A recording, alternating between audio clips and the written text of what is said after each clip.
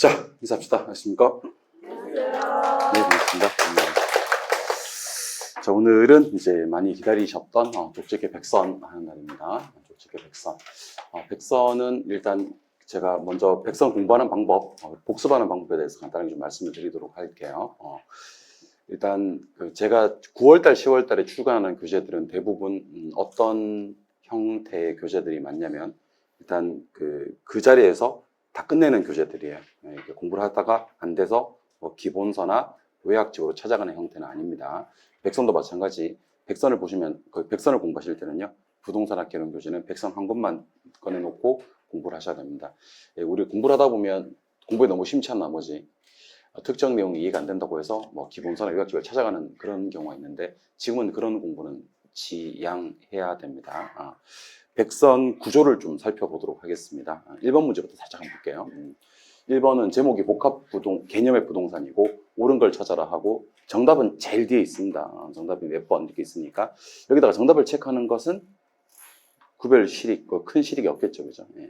그리고 문제 밑에 보시면 문제풀이 팁이라는 게 있어요. 모든 문제풀이 팁이라고 있는데, 문제풀이 팁은 해설이라고 생각하실 필요는 없어요. 해설은 아니고 그 문제를 풀기 위한 이론이다라고 생각하시면 돼요. 이 이론을 압축해서 한 번 더 압축한 정말 엑기스만 있는 내용들이 됩니다. 그래서 지금 팁을 좀 봐도 되나요? 문제 풀면서 팁을 보면 돼요, 안 돼요? 돼요. 됩니다. 마음껏 보세요. 팁을 봐도 되고.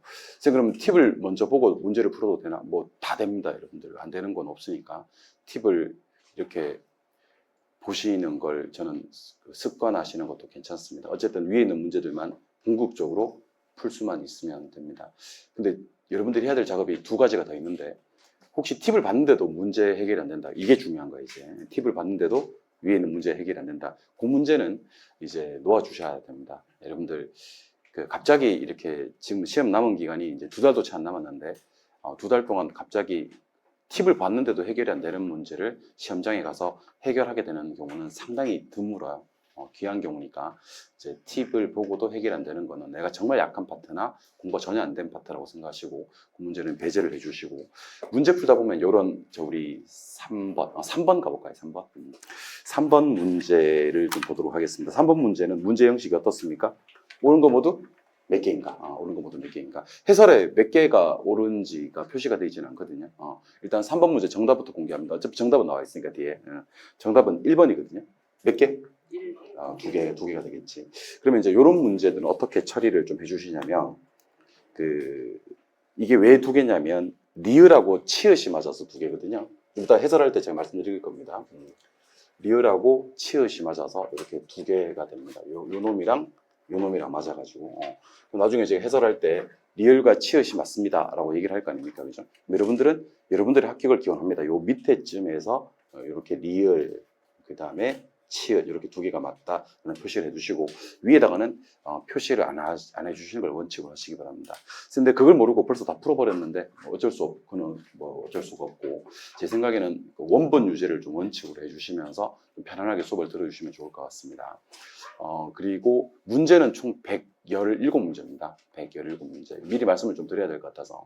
예를 들면, 수요의 가격 탄력성과 관련되는 문제를 세 문제를 낼 수는 없겠더라고. 문제 번호를 세 개를 따올 수는 없겠더라고. 수요의 가격 탄력성은 한 문제가 나오니까. 근데 문제 유형은 몇 개가 있냐면 세 개가 있거든요. 그래서 문제를 세 문제를 냈단 말이야. 한 챕터에. 그러니까 예를 들면 17번에서 세 개를 내다 보니까 그렇게 뭐 두 개 나오는 경우 있고, 유형을 좀 다르게 하는 문제가 세 개 나오는 경우도 있고, 많이 줄이긴 했는데 117문제라는 걸 미리 말씀드립니다. 왜 미리 말씀드리냐면, 이거 가지고도 막 뭐라고 하는 사람들이 있더라고. 왜 백선인데 117개야? 그래서 미리 양해를 좀 부탁드리도록 하겠습니다. 그거 가지고도 막 지랄을 해요. 100개인데 문제 유형상 어쩔 수 없이 한 문제당 2개, 3개 나오는 경우가 있는데, 그런 부분은 좀 양해를 부탁드리도록 하겠습니다. 그리고 제가 밴드를 만들었거든요. 좀 철이 지났습니다만은, 이제 원래 학기 초부터 하는데, 좀 학기 말에 해서 죄송한데, 밴드 검색에서 부동산학 2종목 이렇게 네이버 밴드에서 부동산학 2종목 이렇게 치시면 제 밴드에 들어오실 수가 있을 것 같고요. 여기 자료들을 좀 많이 올려놨어요. 그러니까 좀 제가 많이 늦어서 죄송합니다. 그 35회 4월 6일 날 있었던 감정평가사 시험 그 문제도 제가 올려놨거든요. 40문제가 나왔는데 한 32문제 정도만 우리 시험과 관련이 있어요. 8문제는 빼고. 그거 문제 올려놨으니까 출력하시면 되고, 출력하기 싫으신 분들은 그냥 PDF로 다운받아서 휴대폰으로 보셔도 됩니다. 해설 강의는 이번 주 수요일까지 유튜브에 올려드릴 거고, 유튜브도 똑같습니다. 유튜브도 부동산학 이종호 치시면 됩니다. 부동산학 이종호 치시면 제 유튜브에 가입하실 수도 있으니까 밴드하고 유튜브 혹시 가입 안 돼 계신 분들은 가입을 좀 해주시면 좋을 것 같고, 남은 2달 여러분들한테 도움되는 자료들이나 영상들은 반드시 많이 올려드리도록 하겠습니다. 어떤 거 올려드릴 거냐면 그 밴드에는 지금 저기 자료들이 올라가 있는데 그 우리 그동안 왜 암기 코드 부동산 학교에서 많이 땄었지 않습니까? 그죠? 개론의 암기 코드 기억나는가 한번 얘기해 볼래요? 없어요? 없어요? 없어? 없으면 어쩔 수 없는데. 근데 예를 들면 좀 별꼴이네. 그렇게 암기 코드를 많이 했었는데. 그렇죠. 선지 부계체 이렇게 암기를 했다면 선지 부계체가 우리 그동안 그 암기는 됐었는데 이게 어디서 나온지 모르셨던 분들은 선행하는 게 지역 분석, 표준적 이용과 가격 수준, 후행하는 게 개별 분석, 최유효율과 구체적 가격 뭐 이런 식으로. 그다음에 기초대, 기를 쳐대긴 했었는데 어떻게 쳐대는지 모르셨던 분들은요. 감정평가의 절차 7단계에 보면 기본적 사항의 확정, 처리 계획의 수립, 대상 물건의 확인. 그러니까 우리가 그 암기 코드가 둥둥 떠다니고 있는 상황이거든요. 지금 그런 것들을 좀 정착시키는 과정 이렇게 한번 정의해봤고, 오늘 백선할 때도 많이 다루겠지만 이런 것도 제가 테마 자료로 정리를 해드렸던 게 우리 부동산 학계론 통틀어서 비례 관계가 5종이 있고 반비례 관계가 5종이 있다 그랬지 않습니까? 그거 다 한번 정리해봤어요. 30일 3종, 5준, 준 5개, 뭐 불변 5개, 뭐 이런 것들 다 정리해 놓은, 불변 4개지. 그런 거 다 정리해 놓은 거 유튜브에 다 촬영 끝났거든요. 촬영 끝났고, 이번 주 내로 하나씩 순차적으로 올려드릴 테니까, 유튜브도 좀 많이 적극적으로 활용해 주시면 좋을 것 같습니다. 아울러서 구독, 좋아요, 구독, 좋아요, 알림 설정, 댓글까지, 다른 영상 보기까지 해주시면 좋을 것 같습니다. 광고였고요. 자, 그러면 이제 오늘은 백선 할 건데 1시간에 14개 정도를 풀어야 됩니다. 그래야지 100문제까지를 할 수 있겠더라고요. 그러니까 제가 속도를 조절을 이렇게 하겠습니다. 여러분들이 혼자 봐도 될 만한 것들은 조금 빠르게 진행을 하고요. 저랑 같이 보면 좋은 것들은 조금 자세하게 진행을 할 거고 그렇게 할 겁니다. 백선 몇 번 보면 좋을까요? 백선은 최소입니다. 최소 4번 이상을 보는 것을 원칙으로 하시기 바랍니다. 이 강의 빼고. 일단 백선에 보면 문제가 있지 않습니까? 그렇죠? 문제가 있고 그 다음에 뭐도 있다 그랬죠? 제가 문제를 해결하기 위한 팁이 있다 그랬죠? 그렇죠? 문제를 보고 팁을 보시는 거 좋아요. 이게 첫 번째. 두 번째는 팁을 먼저 보고 문제를 본다. 이것도 너무 좋아요. 왜 좋냐면 요 이론들에는 어떤 문제들이 출제가 되는지도 알면 좋습니다.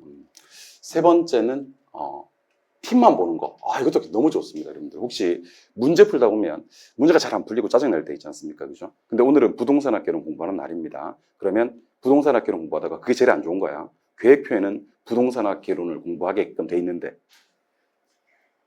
왠지 개론이 꼴보기 싫은 날이 있지 않습니까? 그죠? 그럴 때는 막 민법 보고 공법 보고 이런 사람들이 있다. 그런 사람들이 나중에 보면 오늘 하루 정말 스터디 카페 가서 열심히 공부한 것 같은데 야, 너 오늘 공부 뭐 했어? 그러면 내 괴론도 좀 봤고 공법도 좀 봤고 민법도 좀 봤어 이렇게 되는 거지. 그래서 주로 공부한 게 뭐야? 그렇게 얘기하면 말할 수 없다가 되는 겁니다. 그러니까 오늘 개론 공부하는 날인데 문제가 좀 잘 안 풀려요. 그럴 때는 팁만 보셔도 괜찮아요. 상당히 큰 효과가 있습니다.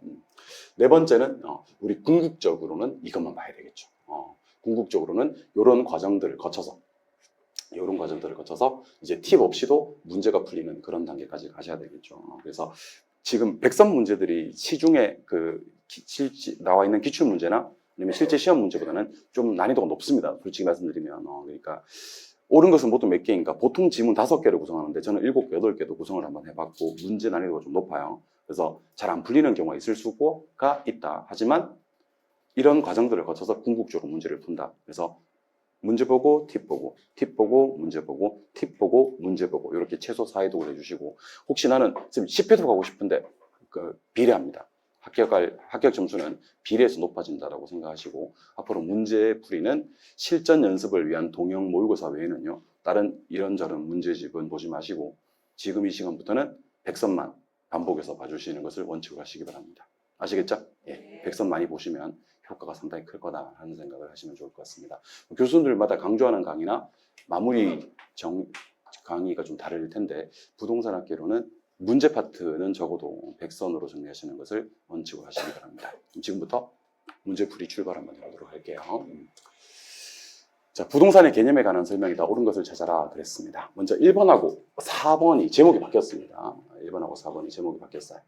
이렇게 법경기 3개가 결합이 되는 것은 복합 개념의 부동산이 되는 거고 토지하고 건물, 토지하고 정착물 이렇게 2개만 결합이 되는 것은 무슨 부동산?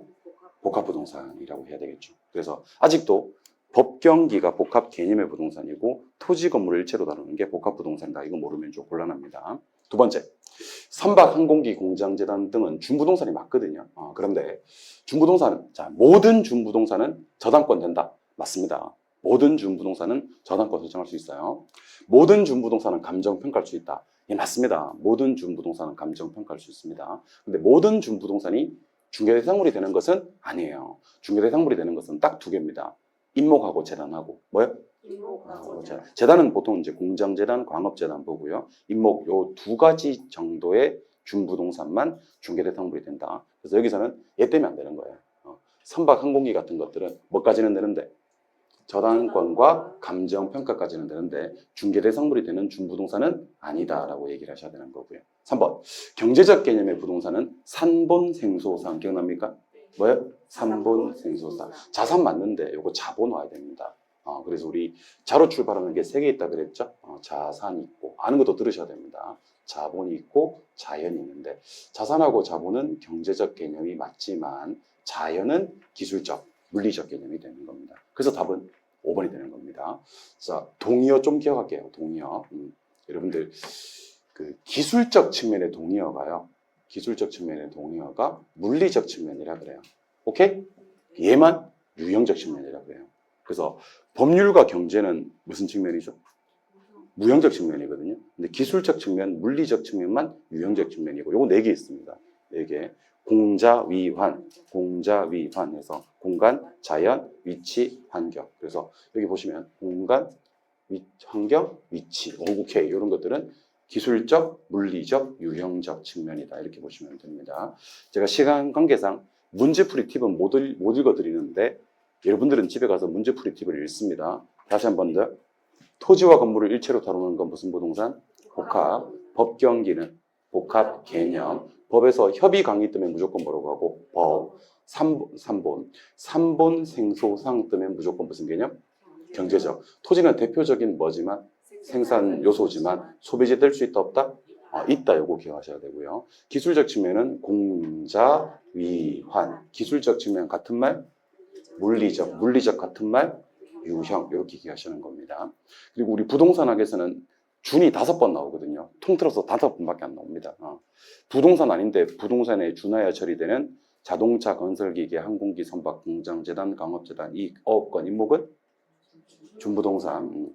주택 외의 건축물이나 그 부속 토지인데 주거시설로 이용이 가능한 기호단호, 기숙사, 오피스텔, 다중생활시설, 노인복지주택은 준주택. 토지에서 발생되는 임대료를 지대, 좀 밋밋해서 경제지대 그러거든요. 경제지대는 파레토, 영구적 그렇게 얘기를 합니다. 토지 이외에서 발생되는 건 뭐라 그래요?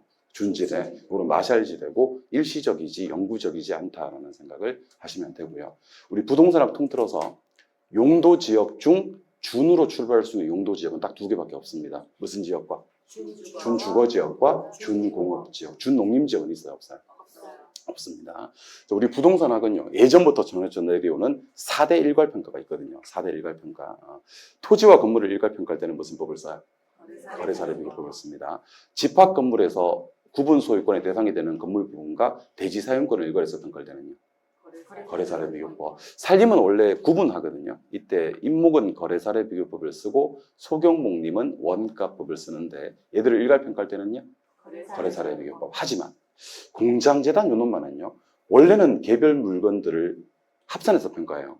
근데 계속적인 수익이 예상되어서 무슨 평가할 때? 일괄 평가할 때 무슨 법을 써요? 수익 환원법. 그럼 세상의 모든 일괄 평가들은 전부 다 무슨 법을 쓰는데? 거래 사례 비교법을 쓰는데 공장재단의 일괄 평가만은 무슨 법을 쓴다? 수익 환원법을 쓴다. 그래서 일괄 평가는 총 몇 개 있는데? 번호 세면 돼. 하나, 둘, 셋 그러면 안 돼. 걸려봐 진짜. 자, 번호가 4번까지 있잖아. 일괄 평가는 몇 개 있는데? 4개 있는데 앞에 거 3개는 무슨 법? 거래 사례 비교법, 공장재단만 수익 환원법. 이렇게 그래서 제가 팁만 봐도 된다는 거예요. 팁이 진짜 도움됩니다, 여러분들. 아시겠죠? 제가 팁 공부하는 방법을 알려드린 거예요. 지금은 시간 관계상 좀 빨리 지나가. 오늘 첫째 시간에 14번까지 가야 돼. 2번. 토지 정착물과 부동산 정착물인데, 자, 일로 들어오세요. 문제풀이 팁 보겠습니다. 자, 여러분들, 우리는 뭐와 뭐를 공부하셔야 되냐면요. 토지 정착물과 동산을 공부하셔야 돼요. 토지 정착물과 뭐? 동산. 그럼 일단 대답하세요. 토지 정착물만 뭐고요? 토지 정착물이고, 동산은 정착물조차 아닌 겁니다. 동산을 먼저 공부합시다. 가수차. 뭐요? 가수차. 이 가수가 타고 다니는 차가 있어요. 가수가 타고 다니는 차는 동산이에요. 가수가 타고 다니는 차는 동산이다. 오케이? 가가 뭐지? 가식 중인 수목. 수는 수확물. 수확물이라는 것은 이제 이렇게 걷어들인 걸 얘기하는 거예요. 그리고 임, 차인 정착물. 그러면 제가 묻습니다. 방금 소개해드렸던 가식, 경작 수확, 임차인 이런 말이 있다면 이거는 토지 정착물 중 종속이에요, 독립이에요. 그러면 둘 다 아닌 거예요. 둘 다 아니고 얘는 아예 뭐예요? 동산이 되는 거죠. 자, 그럼 토지 정착물 중 무슨 정착물이 있고? 종속이 있고 독립이 있는데, 자, 대답하세요. 종속은 토지와 분리해서 양도가 돼야 안 돼요? 안 돼요. 즉 토지와 별개의 부동산으로 취급되지 않는 거고, 독립은 뭐긴 하나? 토지 정착물이긴 하나 분리 양도가 되고 별개로 취급되는 거예요. 그럼 우리가 방금 소개해드렸던 독립 정착물에 몇 개가 있냐면 4개가 있어요. 몇 개? 4개. 첫 번째 뭐예요? 건물. 건물은 사용 승인을 받을 필요도 없고요.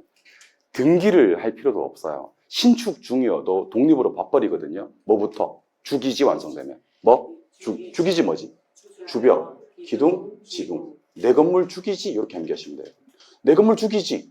주기지만 딱 완성되는 순간 얘는 독립으로 봐버립니다.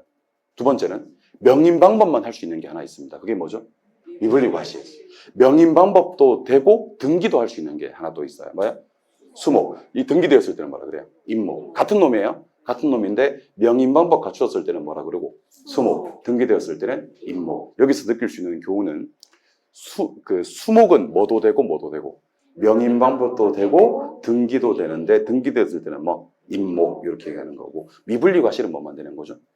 명인 방법만 되는 겁니다. 그리고 어느 토지? 타인 토지에 경작 대배되고 있는 농작물입니다. 그 외에 담장, 교량, 국어, 경작 목적이 아닌 수목, 자연식생, 단연생 식물 이런 것들은 암기하지 마시고 방금 얘기했던 3개도 아니고 방금 얘기했던 4개도 아니면 그 외는 전부 다 종속 정착물 이렇게 보시면 됩니다. 그래서 물으면 이렇게 대답하셔야 돼요. 토지 정착물 중 종속, 토지 정착물 중 독립, 동산 이렇게 얘기하셔야 됩니다. 제가 한 개씩만 물어볼게요.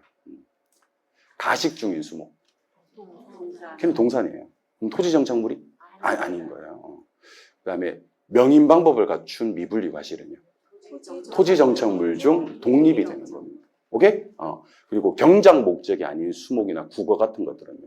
토지 정착물 중 종속 이렇게 하는 겁니다. 이해하셨죠? 그러면 토지 정착물 중 종속은 어떻게 암기를 했냐면 동산 몇 개랑?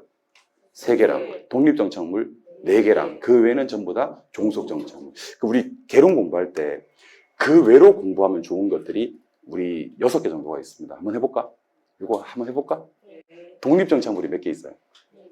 그거 말고는 싹 다 종속이 되는 거. 물론 이제 추가한다면 동산 3개 빼고 또 독립 몇 개?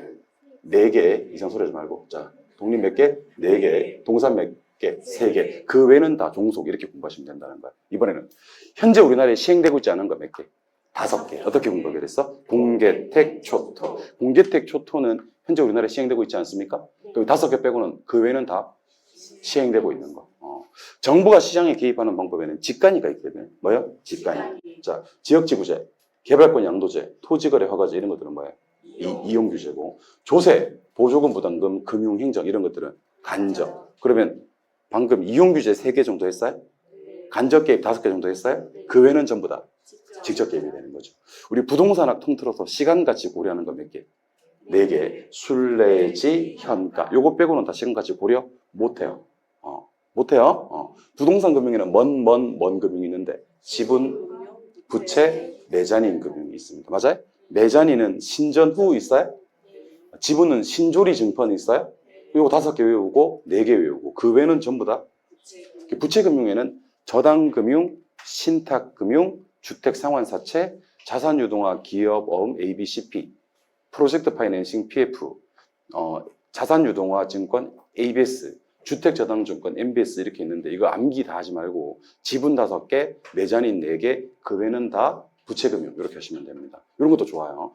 부동산 관리에는 무슨 관리가 있는데 시설, 재산, 자산. 자산에 매제 프로폴리스라고 외운 적 있어요? 그거 자산. 수지 비임이라고 외운 적 있나? 요거 재산. 그러면 재산 4개, 자산 5개 말고는 싹 다 무슨 관리? 시설 관리. 그 외로 공부하면 좋은 것들에 대해서 한번 정리해 봤습니다. 아시겠죠?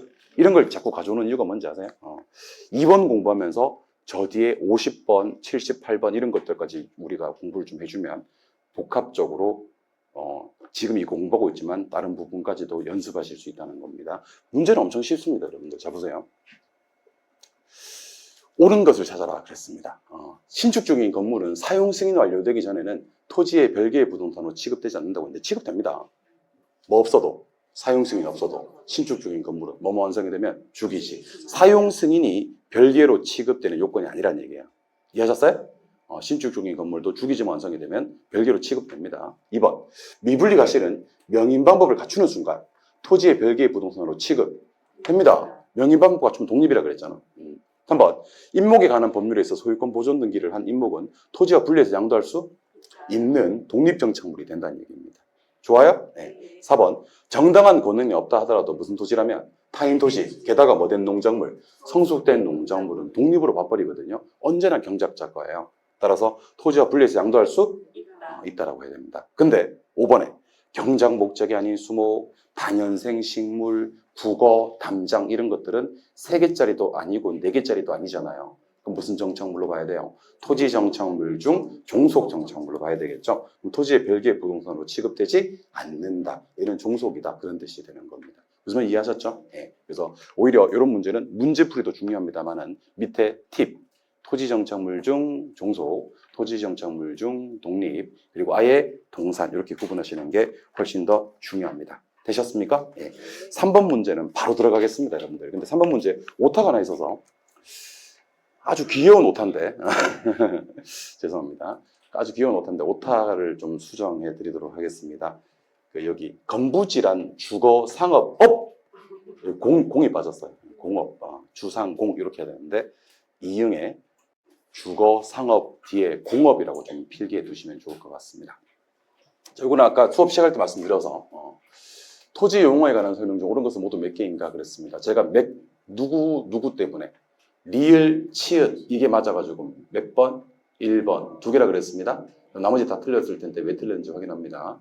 자, 포락지, 정말 조심하셔야 될 게 포락지는 지적공부에 등록된 토지입니다.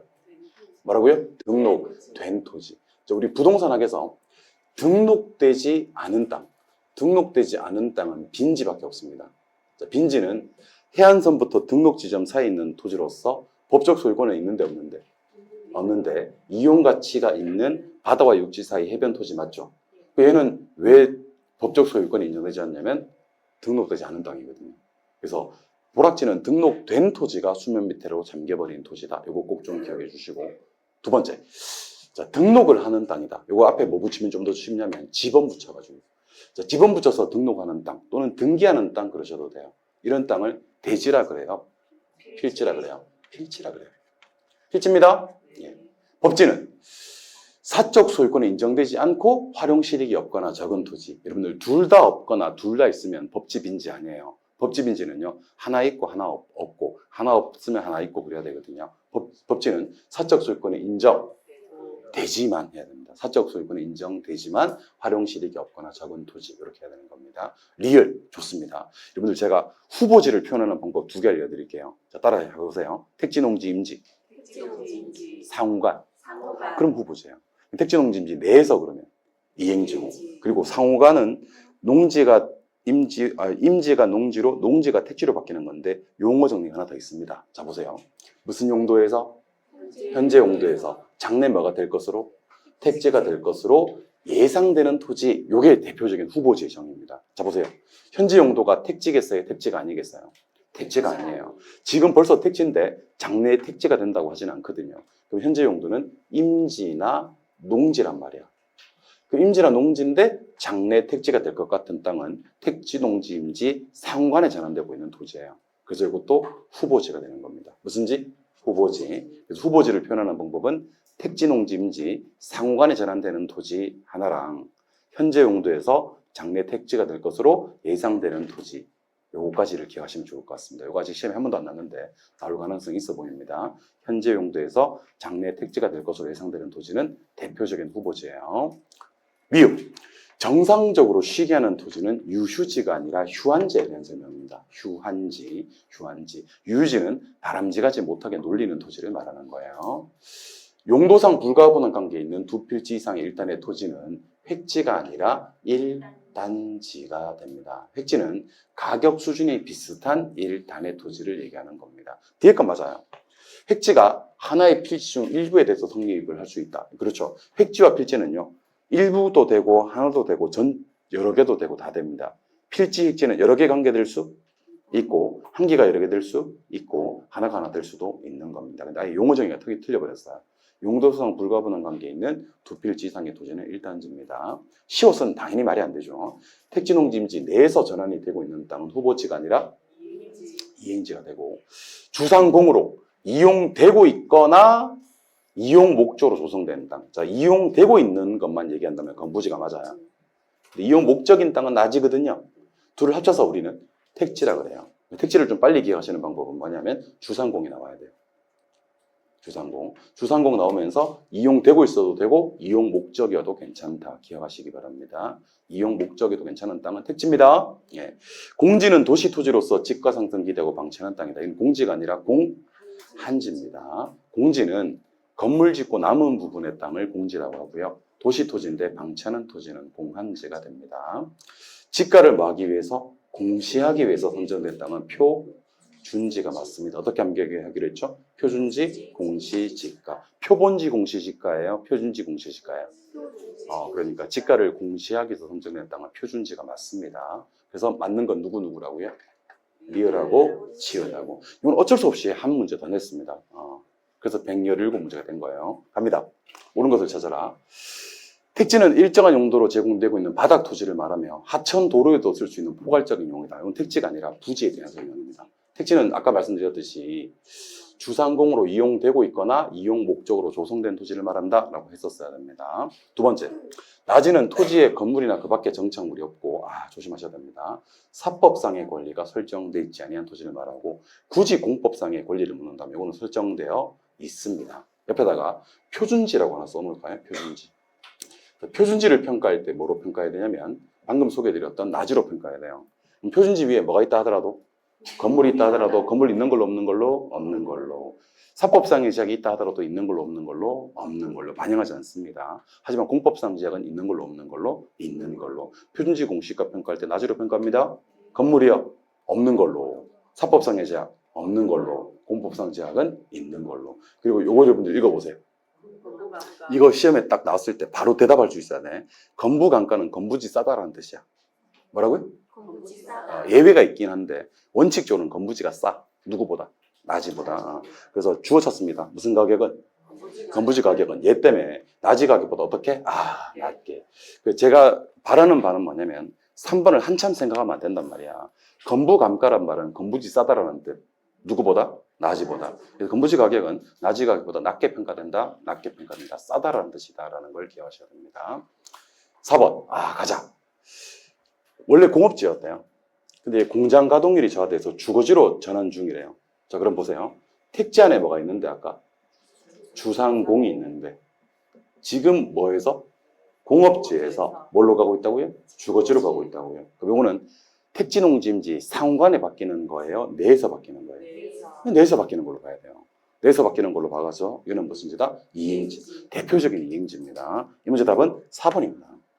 오케이? 근데 조심하셔야 될 게 있어요. 만약에 전이 지금처럼 주거지로 바뀐다 이렇게 나왔단 말이에요. 전이 주거지로 바뀐다. 여러분들 전, 답, 과수원은 뭐죠? 농지죠. 깝깝한데? 그동안 공유기사 공부 1년 하고 전답 과수원 모르셨던 분, 이번 기회에 전답 과수원은 농지입니다. 깝깝한데? 그리고 주상공은 방금 뭐라 그랬죠?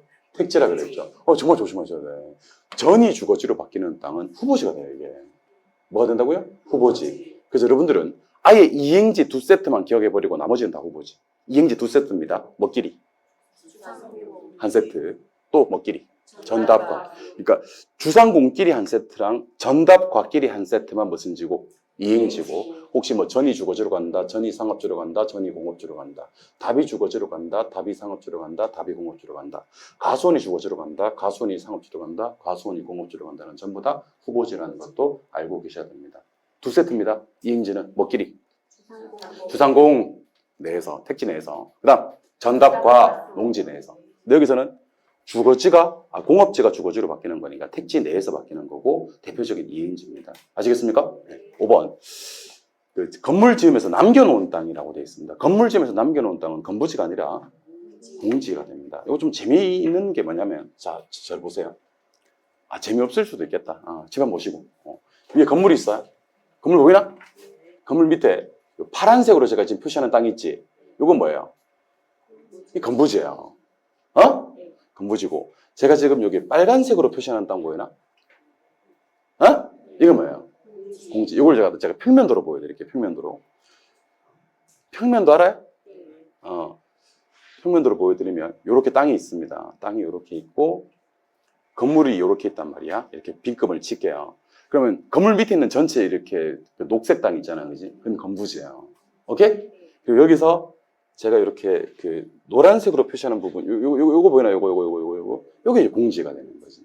그러니까 건물 밑에 있는 전체 땅은 건부지고, 건부지 중에서 건물 부분 빼고 남은 부분의 땅을 공지라고 하는 겁니다. 무슨 말인지 이해하셨죠? 네. 그래서 대답 한번 해봐야 되겠다. 자, 건물이 필기나지 마요. 건물이 없어요. 나지 있어요. 건부지. 건물 짓고 남았어요. 없으면 나지, 있으면 건부지, 건물 짓고 남았으면 공지. 방금 건물 짓고 남은 땅은 공지. 도시 토지로서 집가 상승 기대하고 방치하는 땅은 공환지. 지력 회복 때문에 정상적으로 쉬게 하는 땅은 좋아요. 휴환지. 바람쥐 가지 못하게 놀리는 땅은 유휴지. 요거는 좀 신경을 쓴 이유가 뭐냐면, 쉬운 파트지만 신경을 쓴 이유가 출제 가능성 100%짜리 파트예요. 100%. 99% 아니고 100%. 그래서 한 번이라도 토지 용어 틀리신 분들은요, 반성의 시간을 갖고, 혹시 아까 지문 많았잖아요. 그지? 이 지문들 중에서 한 개라도 정리가 안 되신 분들은 정신 바짝 차리고 정리하시기 바랍니다. 그러니까 대부분의 합격자들은 토지 용어 파트에서는 안 틀립니다. 대부분의 불합격자들이 뭐라는지 아십니까? 실수를 해가지고 토지 용어를 갖다가 막 틀렸어. 막 이렇게 얘기를 합니다. 그것도 자랑이라고 막 토지 용어 틀렸다고 옆에도 얘기하고 가족들한테도 얘기하고 막 그렇게 얘기를 합니다. 여러분들, 기쁨은 하자를 나누면 흠이 됩니다. 슬픔을 나누면 흠이 된다고. 아시겠어요? 옆 사람들은 저거 듣고 있다가 저거 바보 아니야? 혼자 이렇게 생각한다니까. 슬픔을 나누면 이렇게 반이 되는 게 아니고, 슬픔을 나누면 상대편은 뭐 주는 거 틀리고 앉았어. 흠이 됩니다. 하자가 있는 사람으로 여러분들 상대방에게 느껴집니다. 토지 용어는 틀리시면 안 됩니다. 혹시 이론이 필요하신 분들은 한 장 넘기시면 이론이 다 있습니다. 밑에 팁이 쭉 있습니다. 근데 주택의 유형을 좀 봐야 되겠습니다. 자, 일로 오시죠. 자, 주요 단어만 좀 알려드리겠습니다. 임대형 기숙사는요, 몇 실 이상이어야 돼요? 이거 반드시 기억하셔야 됩니다. 19실이 아닙니다. 20실입니다. 오케이? 그래서 암기할 때는 어떻게 암기하시면 20실, 2 임대형 기숙사는 20실입니다. 두 번째, 다세대. 다세대는, 자, 보세요. 4계층이야죠? 660 뭐죠? 초과. 초과 뜨면 다세대 아닙니다. 연립입니다. 초과 뜨면 무조건 연립입니다. 어떻게 암기하기로 했어요? 연초. 연초 기억하시면 돼요. 초과는 무조건 연립입니다. 초과 뜨고 다세대가 되는 경우는 없어요. 3번. 다주주택은 학생, 직장인 맞아요? 맞아요. 장기간 거주할 수 있어야 돼요? 예. 독립된 주거 형태를 갖추고 있지? 아니어야 되고요. 3계층 이하의 660제곱미터 이하 아주 정확합니다. 조심하실 점은 독립된 주거 형태를 갖추고 있지 않아야 됩니다. 독립된 주거 형태를 갖추고 그러면 틀립니다. 또 갖추고 있지 않아야 됩니다. 답은 3번. 4번. 다가구 주택은 3계층 이하 660 이하는 맞는데 20세대예요? 19세대예요? 19. 19는 뭐라고? 다가구라고? 20실은 임대형, 19는 다가구. 20과 19 한번 바꿔서 나올 가능성이 있고요. 4월 6일에 있었던 감정평가서 시험에 드디어 이게 나왔습니다. 세대 구분형 공동주택이. 세대 구분형 공동주택이 이렇게 나왔습니다. 세대를 구분해서 생활. 가능해요. 세대를 구분해서 소유할 수 없는 주택을 말한다. 그래서 세대 구분형 공동주택은 구분 생활은 쌉 가능. 구분 소유는 할 수 없는 거. 이렇게 얘기를 해야 되는 겁니다. 구분 생활은 돼요. 근데 구분 소유할 수까지는 없는 주택을 세대 구분형 공동주택이라고 합니다. 답은 몇 번? 5번이요? 답이 왜 3번인지 지금까지 계속 설명을 드리고 있는데 답이 5번이야? 답은 3번이야? 아시겠죠? 예, 오케이. 갑갑하네. 자, 오른쪽 페이지로 가시면 저기 팁에 쭉 나와 있으니까 우리 팁 열심히 좀 봐주시기 바랍니다. 또 여러분 신경 쓰셔야 될 단어들 같은 경우도 좀 이렇게 체크를 한번 해보시기 바라요. 아시겠죠? 네. 제가 다 읽어드렸으면 너무 좋겠는데 시간 관계상 건너뛰는 마음이 너무 안 좋습니다. 좀 설명해 줘야 되는데 저거 넘어가겠습니다. 5번 부동산업으로 갈게요. 부동산업. 자, 부동산업은 아직까지 요거 암기 안 되신 분들은요 잘 들어요. 지금부터 하는 얘기를 제가 하는 얘기를 좀 잘 들어주셨으면 좋겠습니다. 부동산업은요 2개로 4개로 11개로 분류할 수 있어야 됩니다. 아직도 제가 예비서 부동산업 나왔는데 2개, 4개, 11개를 대답 못 하시는 분들은 반성하세요. 손 들어봐. 안 들어? 네. 11개까지 대답 못하는 사람은 반성하세요. 이거 여러분들 암기하면 100% 맞추는 거고 암기 못하면 틀리는 건데 대신에 제가 편안하게 드릴게요. 저기 검정색으로 눕기 처리된 부분 있지 않습니까? 그죠? 그것만 읽으면 돼. 부동산업을 2개로 얘기하세요. 임대 공급업과 관련 서비스입니다. 오케이? 몇 개? 2개. 3개 아니에요. 임대 공급업 하나. 그 다음에 관련 서비스업 하나. 이렇게. 환장하겠네. 이 2개. 임대 공급업 하나, 관련 서비스업 하나. 오케이? 임대 공급업은 또다시 개공. 오케이? 관련 서비스업은 이렇게 묻기도 해요. 이렇게 막 이까지 묻기만 하게 돼요.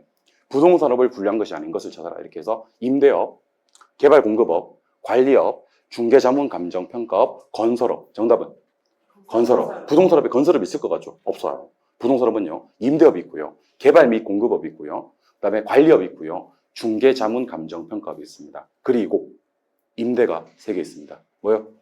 주거, 비주거, 기타. 벌써 3개 한 거야. 개발 공급업 3개 있습니다. 시작. 비주거, 기타. 6개 한 거야. 관리 2개. 시작. 주거, 비주거. 뭐 없어요? 기타 관리가 없어요. 기타가 없어요. 그러면 안 돼요. 기타는 임대도 있고 개발 공급도 있는데 관리에만 기타가 없어요. 자, 그럼 대답하세요. 아파트는 뭐죠? 주거용? 사무용은요? 사무실 같은 걸 비주거용이라 그래요. 근데 이거 읽어볼래요? 시설이 있다면 이걸 기타로 봐요. 뭐가 뜨면? 시설. 자, 그러면 대답하세요. 시설을 임대하는 건 부동산업이 아니다. 맞다. 시설을 개발 공급하는 것도 부동산업이 맞다. 근데 시설을 관리하는 건 부동산업이 아니에요. 시설은 뭐기 때문에? 기타기 때문에. 그리고 4글자가 3번 나옵니다. 몇 글자? 4글자. 시작. 중개대리, 투자자문, 감정평가. 투자업이라고 있죠, 그죠? 없어요. 없어요. 투자자문업이 있습니다. 투자는 2글자인데? 투자자문업이 있습니다. 금융업이 있었지? 없어요. 아무것도 감정평가가 있었나? 네, 있었어요. 중개금융업 있지? 걔는 4글자긴 한데 중개대리업이 있어요.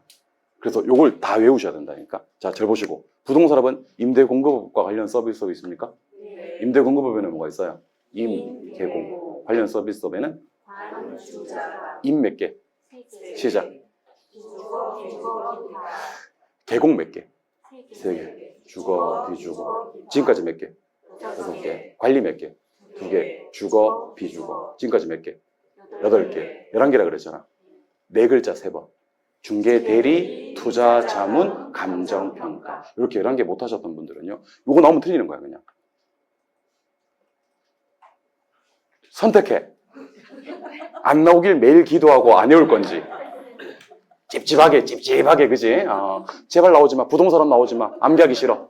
이런 거 제일 싫어. 하고 매일 기도하면서 외우지 말든지 아니면 한 날 잡아서 한 2, 3분 정도 투자해서 확실하게 암기하고 넘어가든지를 판단하시기 바랍니다. 그래서 이 위에 있는 문제가 얼마나 쉬운 문제인지를 제가 좀 알려드릴게요.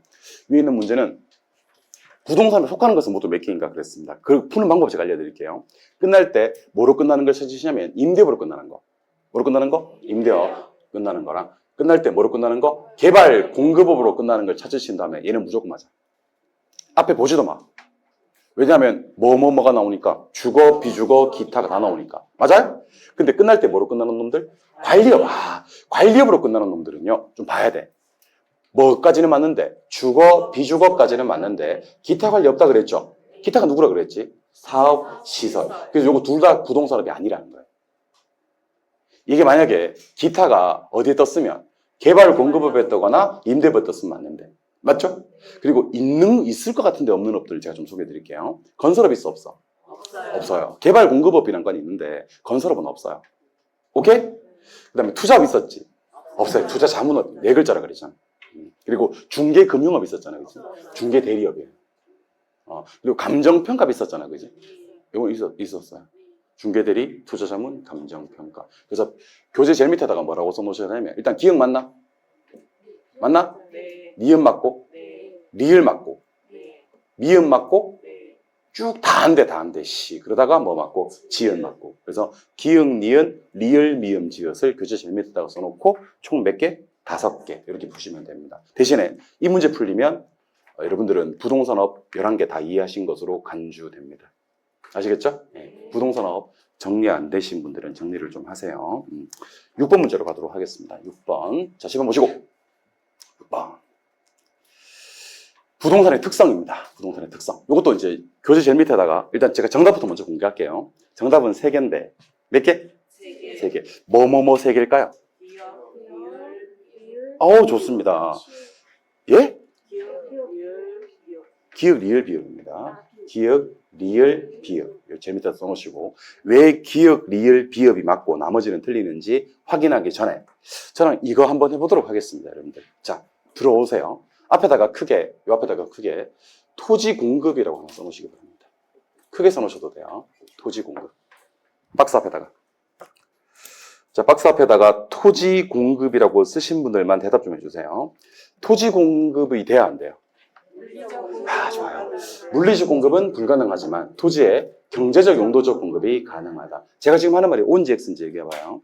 토지는 부증성 때문에 경제적 용도적 공급이 가능하다. OX. 이거 X예요, X. 토지의 경제적 용도적 공급이 가능한 이유는 누구 때문이고? 이게 용도의 다양성 때문에 그래요. 용도가 다양하기 때문에 경제적 용도적 공급이 가능하고 문제 한번 더 나갑니다. 토지는 부증성, 다시. 토지는 용도의 다양성 때문에 물리적 공급이 불가능하다. X. 토지 물리적 공급이 불가능한 이유는 무슨 성 때문이다? 부증성 때문이다. 그래서 요것도 아셔야 되지만 얘가 뭐 때문이라는 거? 부증성. 요것도 아셔야 되지만 얘는 뭐 때문이라는 거? 용도의 다양성. 이거 모르면 큰일 납니다. 성도 알아야 돼. 우리가 토지는 용도적 공급이 가능하다 그러니까 환장을 해버리더라고. 맞아. 토지는 용도적 공급이 가능해. 앞에 제가 부증성 써놓을 건데. 부증성 때문에 용도적 공급이 가능한 거 아니에요. 용도적 공급이 가능한 이유는 용도의 다양성 때문이고 토지는 용도의 다양성 때문에 물리적 공급이 불가능하다. 틀려요. 토지는 부증성 때문에 물리적 공급이 불가능한 거예요. 이해하셨죠? 한번 해보자. 토지는 공급이 돼야 안 돼요. 물리적 공급은 불가능하다. 뭔 성? 부증성 때문에. 토지는 무슨 공급은 가능하다? 경제적 용도적 공급은 가능하다. 뭐 때문에? 용도의 다양성 때문에. 토지 특성도 출제 가능성 100%짜리예요. 100%짜리. 그 100%짜리는 정말 꼼꼼하게 잘 읽었으면 좋겠고 문제풀이 팁 토시 하나 안 놓쳤으면 좋겠습니다. 아시겠죠? 여러분 지금은 이런 거 공부해야 됩니다. 이게 아까 토지 용어 100%짜리라고 그랬잖아. 완벽하게 정리해 놓으셔야 돼. 그리고 지금 요거 토지 특성 100%짜리잖아. 그렇지? 완벽하게 공부해 놓으셔야 돼. 그리고 아까 부동산업 11개 있었지. 그런 것들은 나오면 암기 100%돼 있으면 맞추는 거고 좀 이렇게 긴가민가하게 그냥 저런 게 있었어 하시는 분들은 100% 틀려야 되는 거거든요. 그런 거 지금 공부해야 될 때입니다. 안 되는 거 하지 말고 시간 투자해서 되는 것들에 집중하시면요. 남은 시간 정리 잘 하시면 반드시 합격하실 수 있습니다. 여러분들. 힘 좀 내세요. 표정 밝게 해요. 아직 끝난 게 아니야. 아시겠어요? 어디 모의고사 망쳤나 본데 괜찮아요. 끝난 게 아니야 아직까지. 우리 힘내시고 열심히 하시면요. 반드시 부동산 학교는 쪽집게 백선으로 팔자 꽂힐 수 있습니다. 여러분들. 우리 쪽집게 백선으로 팔자 한번 꽂혀보아요. 네. 자 가자. 먼저 기억은 왜 틀렸는지를 좀 알려드릴게요. 기억. 맞구나. 기억은 왜 맞는지를 알려드릴게요. 기억, 리얼, 비읍이 맞다 그랬지. 기억, 리얼, 비읍이 맞는데 대체를 제약합니다. 대체를 제약하고 독점화, 개별화 시키고요. 시장을 불안정, 이거 완전 경제 그럼 또 틀립니다. 불안전 경쟁으로 만드는 이유는 개별성이 맞습니다. 니은. 자, 부증성 때문에 소유 욕구를 갖는 건 맞습니다. 근데 부증성 때문에 우리가 두 가지 이용을 하자 그래요. 하나는 집약적 이용, 또 하나는 최유효 이용. 부증성 때문에는 집약적 이용과 최유효 이용을 해야 되거든요. 조방화가 틀립니다. 집약화된다라고 해야 됩니다. 니은 왜 틀렸는지 알겠죠? 예. 디귿. 공유 수면을 매립해서 택지를 조성하는 게 가능하거든요. 근데 이것은 부증성의 예외 아닙니다. 부증성은 예외 없어요. 그 다음에 물리적 공급의 증가에 해당된다. 이거는 물리적 공급으로 보지 않고 경제적 또 용도적 공급의 증가로 봅니다. 물리적 공급은 돼야 안 돼요? 안 돼요. 그래서 부증성은 예외 없는 거예요? 그리고 물리적 공급 증가는 안 되는 거예요? 그러면 수면이 매립되어서 택지로 바뀌는 것은 뭐로 본다? 경제적 공급, 용도적 공급으로 보는 겁니다. 용도가 바뀐 것으로 보는 거지 절대량이 늘어난 것으로 보지 않는다는 얘기입니다. 부증성 예외 없습니다. 리얼. 좋습니다. 외부 효과가 생기는 이유가 뭐야? 지역 분석을 해야 되는 이유가 뭐야? 그러면 무슨 성 아니면 부동성 아니면 인접성. 요거 두 개 찾는 거. 여기 이것도 한번 해보자. 토지를 이용할 때 어떻게 이용하는데? 최유효 이용해야 되는데 그거는 부증성 아니면 용도의 다양성. 그래서 두 개 찾는 거 한번 해봅시다. 외부 효과 지역 분석은 부동성 인접성이고 최유효 이용을 해야 되는 이유는 부증성, 용도의 다양성. 이렇게 기억하시면 됩니다. 이해하셨죠? 예. 그래서 여기 나오잖아. 봐봐. 최유효 이용을 해야 되는 이유는 부동성이 아니라 뭐야? 부증성, 그리고 용도의 다양성. 그렇게 해야 되는 겁니다. 영속성 때문에 맞아요. 장기 투자해서 소득이득과 자본이득을 모두 얻을 수 있는 건 영속성이고 토지에 정말 조심하셔야 됩니다. 용도적 공급을 늘릴 수가 있다는 표현은 맞는 말 틀린 말? 맞는 말. 이거는 무엇을 말하는 거다? 이행과 전환을 말하는 거다. 근데 이것은 누구 때문이다? 이게 참 이런 걸 조심하셔야 되는 겁니다. 용도적 공급 증가시킬 수 있다는 게 중요한 게 아니고 그거는 용도의 다양성 때문이라는 것을 반드시 기억하셔야 됩니다. 그러면 시옷 전체 지문은 맞는 지문인데요. 무슨 성 때문에가 틀린 거예요. 매칭이 잘 안 된 겁니다. 이거는 용도의 다양성 때문입니다. 이응책 하신 분들은 정말 공부 많이 하셔야 됩니다. 진짜 그러면 안 돼. 영속성 때문에 감가상각이 필요해요? 감가상각이 배제돼요? 여러분들 영속성 때문에 세 개가 배제가 되거든요. 먼저 첫 번째, 소모가 돼야 안 돼요? 안 되고, 감가상각이 돼야 안 돼요? 안 되고, 재생산할 필요가 있어요? 없어요? 없어요. 이 세 개가 모두 배제된다라고 해야 됩니다. 영속성 때문에 소모 안 되고, 감가상각 안 되고, 재생산이 안 된다라고 해야 됩니다. 감가상각은 필요한 게 아니라 배제된다라고 했었어야 됩니다. 이해하셨죠? 네, 좋습니다. 한 장 넘겨서 7번 문제. 부동산의 속성인데, 요거는 이제 제가 몇 가지 팁만 좀 보고 넘어갈게요. 자, 일로 오세요. 개발권 양도제도 TDR은 현재 우리나라에 시행되고 있는 제도가? 아닙니다. TDR은요, 우리나라에서 TDR과 똑같은, 개발권과 똑같은 말을 찾는다면 용적률이에요. 여러분, 용적률 산정할 때 지하를 산입해야 안 해요. 용적률은 지하권과 전혀 관계가 없어요. 오직 공준권인데, 어쨌든 보상이란 말이 나오거든요. 그래서 사적 공준권이라는 표현을 써요. 무슨 공준권? 요것도 알아야 되고, 요것도 알아야 됩니다. 일단 뭐가 나와도 틀리고, 지하권이 나와도 틀리고, 그 다음에 공적 공준권 나와도 틀려요. 뭐가 맞긴 맞는데, 공준권이 맞긴 맞는데, 사적 공준권. 개발이 가능한 지역에 소유권 주는 거예요? 아니면 개발권 주는 거예요? 개발권 주는 거예요. 소유권 주는 거 아니야. 그 다음에 정부가 공적 자금 투입을 통해서 보상하는 겁니까? 개발을 더 하고 싶은 놈이 보상하는 겁니까? 개발을 더하고. 이걸 또 우리는 시장기구를 통한 보상이라고 해요. 오늘 통한 보상? 시장기구. 그다음에 개발 지역은 화살 표시 위로 가져야 됩니다. 화살 표시 뭐? 위로. 개발 지역에 지가가 싸야 돼, 비싸야 돼? 비싸고. 규제가 약해야 돼, 강해야 돼? 둘 다 위로. 지가 높고 규제 심할 것. TDR 제도는 뭐를 추구하기 위한 정책이에요? 그러면 형평성을 추구하기 위한 정책입니다. 개발을 못하게 한 지역의 토지 소유자들도 개발권을 옮겨서 이용할 수 있도록 하는 제도예요. 그래서 혹시 개발권 양도 제도가 뜨면 이거 얘기해 봅시다. 현재 우리나라에 시행되는 제도는 아니다. 개발 지역의 지가는 비싸고 규제는 강화돼야 된다. 지하권이에요, 공중권이에요? 공중권 중 무슨 공중권이에요? 사적 공중권. 시장기구 통한 보상이에요? 공적 자금 투입 통한 보상이에요? 시장기구. 효율성 추구하는 정책이에요? 형평성 추구하는 정책이에요? 형평성. 개발이 가능한 지역에 소유권 주는 거예요? 개발권 주는 거예요? 그런 것만 조심하시면 됩니다. 그래서 문제는 상당히 쉽습니다. 자, 가자. TDR 제도는 틀린 걸 찾으라고 했는데 사적 지하권 활용하는 방법이다. OX, X. 사적? 사적은 맞았는데 공중권 해야 됩니다. 답은 바로 1번.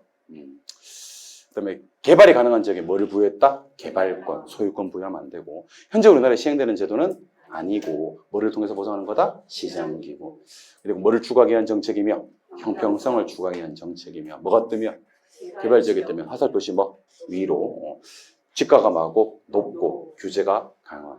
TDR 제도가 활성화되려면 개발이 가능한 지역에 지가가 낮고 규제가 완화돼야 된다. 그러면 틀린 말이 되는 겁니다. 높고 강화돼야 되는 겁니다. 이해하셨습니까?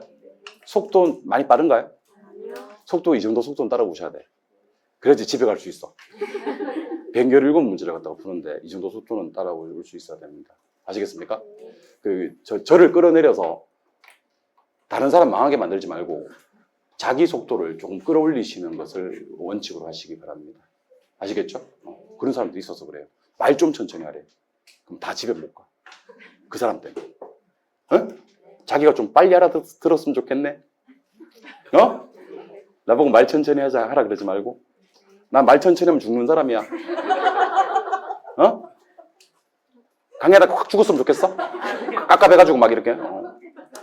한 문제만 더 풀겠습니다. 8번 부시. 자, 수요와 공급의 개념에 대한 설명입니다. 자, 우리 유량을 찾으라고 해도 저량 찾을 거거든요. 저량은요, 저 따라해 보세요. 제자가 보통 달인. 근데 어떤 제자죠? 저제자예요. 저제자가 보통 달인이고 여기다가 하나만 좀 적어 놓으세요. 자산, 자본, 부채 보이시죠? 여기다가 재산도 하나 좀 적어 놓으시면 같은 개념이에요. 자산, 자본, 부채, 재산.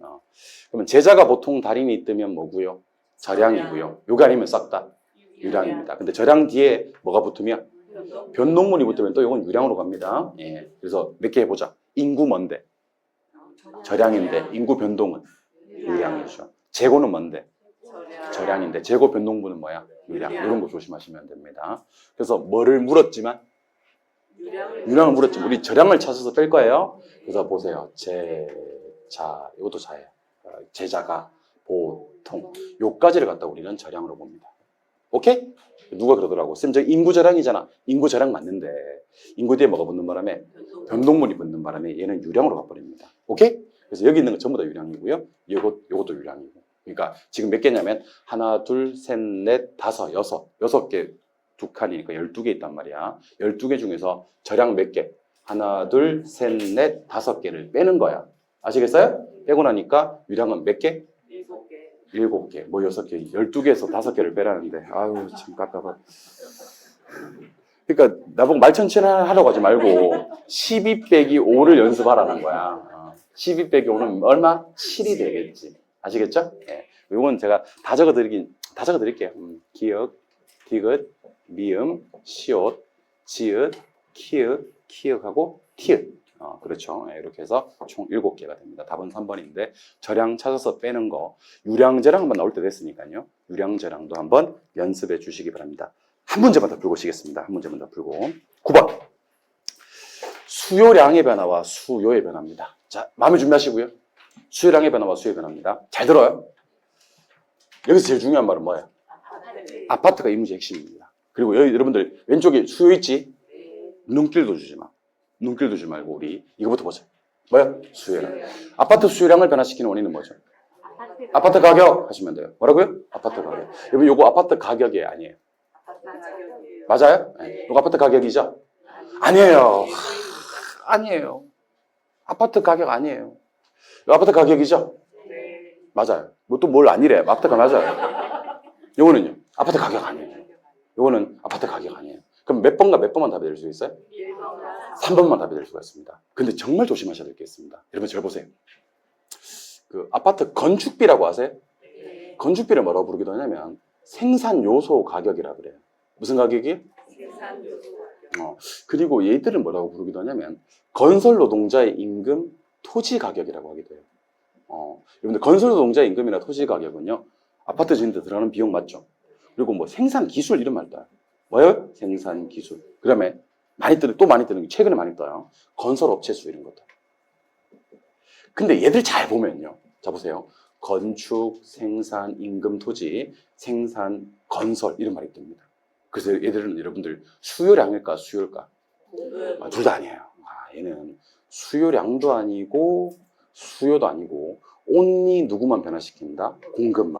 이런 거 정말 좀 조심해 주셔야 됩니다. 오케이? 그리고 절 보세요. 여러분들 단독주택 가격은 무엇에 변할까요? 수요에 변화해요. 가격인데? 예. 내게 누구잖아? 아파트잖아. 단독주택 가격은 대체재 가격으로 가요. 연립주택 가격, 수요. 오피스텔 가격, 수요. 오케이? 단독주택, 연립주택, 오피스텔 이런 것들은요. 내게 아파트인데 대체재 가격으로 보기 때문에 수요량의 변화가 아니라 수요의 변화로 봅니다. 그래서 여러분들 제가 지금부터 가격 떠도 가격이 아닌 걸 2개 알려드릴게요. 뭐 떴는데? 가격 떴는데 수요량을 변화시키는 가격이 아니라 가격 이외로 처리하는 게 2개가 있단 말이에요. 가격 뒤에 뭐가 붙거나 예상이 붙거나 가격 앞에 그게 아파트가 아니라 다른 놈 가격일 때, 즉 대체재 가격이나 보완재 가격일 때, 그리고 얘들 둘 다와 관계없는 놈들이 있습니다. 뭐라고요? 뭐 건축비, 생산 요소 가격, 건설 노동자의 임금, 토지 가격, 생산 기술, 건설 업체 수는 수요량이야, 수요야? 둘 다 아니야. 얘는 공급만 변화시키는 거예요. 오케이? 그래서 여기서는 과감하게 몇 번을 탈락시키고 일단 2번 탈락시키고 4번, 5번 체크하신 분들은 정말 수요 공급과 안 맞는 사람이에요. 아시겠어요? 그 사람이 뭔 죄가 있겠어요? 안 맞을 뿐이지.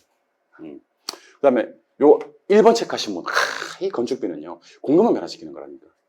누구만? 공급만. 근데 이 단독, 이 대체재 가격으로 바꿔버립니다. 무슨 가격이야? 대체재. 나는 아파트인데 대체재 가격이에요. 대체재 가격은 무엇의 변화가 맞다? 수요의 변화가 맞다. 이 문제 답은 3번이 되는 그런 문제입니다.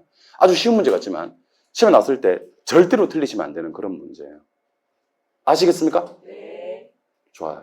좀 쉬었다가 다음 내용 이어서 할게요.